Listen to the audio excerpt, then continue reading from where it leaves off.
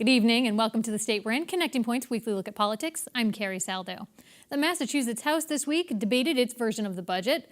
I discussed the ins, outs, ups, and downs of the deliberation with journalist Shannon Young of MassLive and The Republican, and Matt Szafranski of Western Mass Politics and Insight.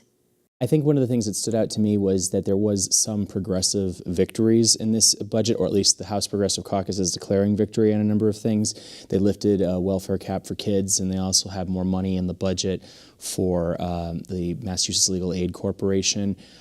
Some of this, I mean, I don't know how much we should read into it, but it's interesting. This is the first year the House budget is being passed under Rep. Jeffrey Sanchez of Boston, who is definitely a more progressive figure than his predecessor was. Yeah, he pointed out at the outset of budget debates that he was hopeful that this is going to protect the most vulnerable citizens of the Commonwealth. So that's speaking to what you're saying. Exactly. I should say I did actually intern for him many years ago, so Full disclosure.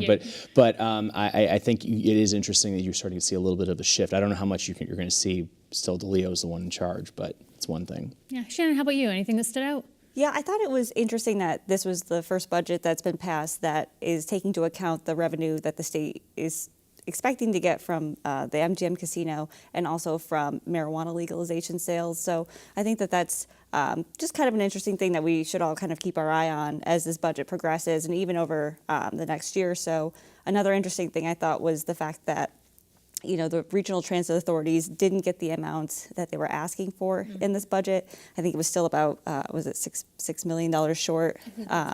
And out in Western Mass, this has been a really big issue lately. The Pioneer Valley Transit Authority, Berkshire Regional Transit Authority have both announced that they're going to have to cut routes or change their schedules, increase prices, and that's something that is a really big issue to people in Western Mass. Especially because we've heard year after year, both whether it's Berkshire or Pioneer Valley, that people don't have enough access to the routes that are already there. So to think about what this would mean to roll those back, we'll just have to wait and see how they adjust those routes.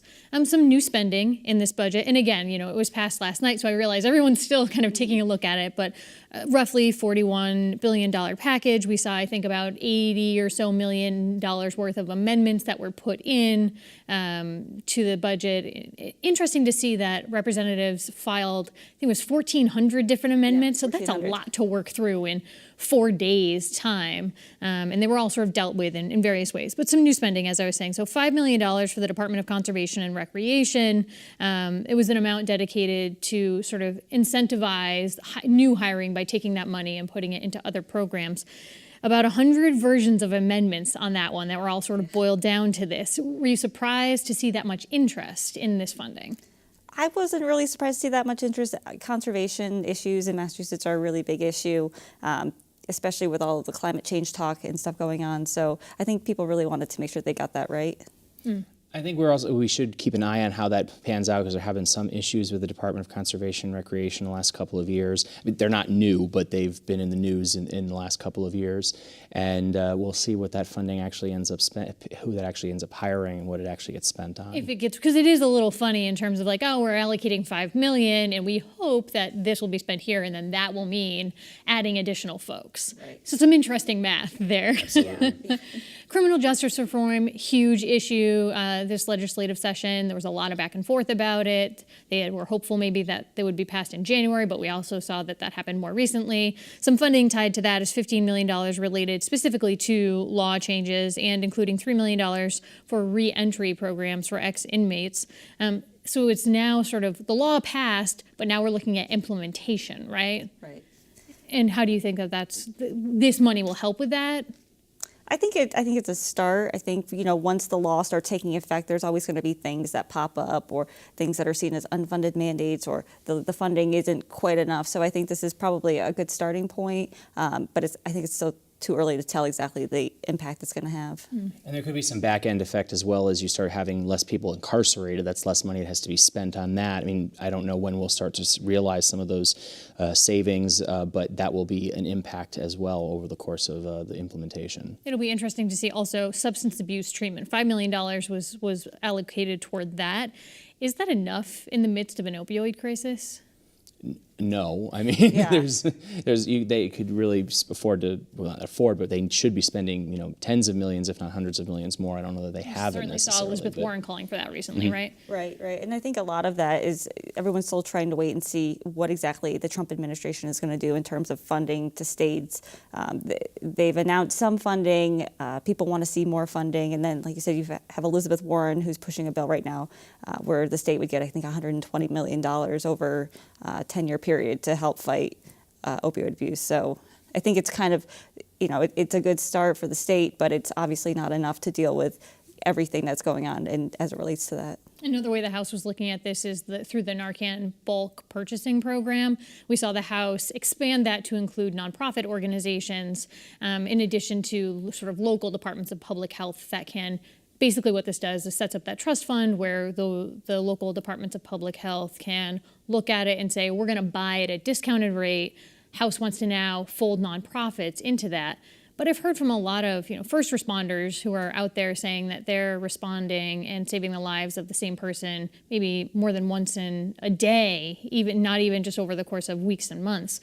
So is this just kicking the can down the road on this issue? Well, I think it's interesting because a lot of nonprofit groups are already giving out naloxone or Narcan and training families of individuals who are addicted how to use it.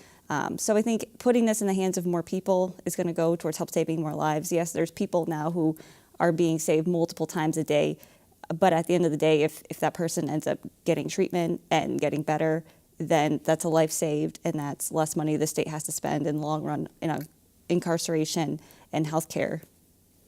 Well, and I agree with that, but there is obviously need to be more spending in terms of treating the actual addiction itself. The Narcan is a lifesaver, absolutely, but it's a Band-Aid on a broken leg, to be cliched about it. And there does need to be a lot more funding and getting beds for people so they can get treatment, support programs, training for families to deal with some of the issues of having a family member who's addicted to drugs. And I think certainly there's more the state can do, but I think we're going to need to see some of that big push from the feds as well to really have a long-term impact. Yeah, and we saw Representative Sybeck sort of step up and help a friend who passed away, Representative Kokot.